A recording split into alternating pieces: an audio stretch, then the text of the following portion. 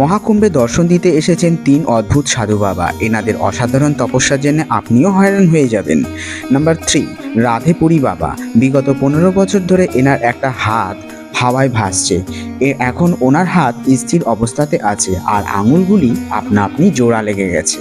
ওনার দাবি আছে যে এই তপস্যাটা বিশ্ব কল্যাণের জন্য। নাম্বার 2, চাবিওয়ালা বাবা। এনার গলায় 20 কেজির বেশি একটা লোহার চাবি ঝুলছে। ওনার তপস্যা এতটাই কঠিন যে ওনার পক্ষে চলাচল করাটাই কঠিন হয়ে দাঁড়ায়। উনি এটাকে জীবনভর দায়িত্ব পালনে প্রতিজ্ঞা করেছেন। নাম্বার 1, রুদ্রাক্ষর বাবা। মাথার মধ্যে 45 কেজি রুদ্রাক্ষর মালা বেঁধে রাখেন সব সময়। লাখো রুদ্রাক্ষর ধারণ করা বাবা।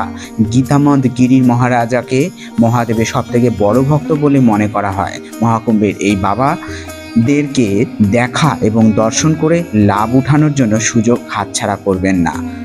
হর হর মহাদেব লিখুন কমেন্টে। এই পোস্টটা শেয়ার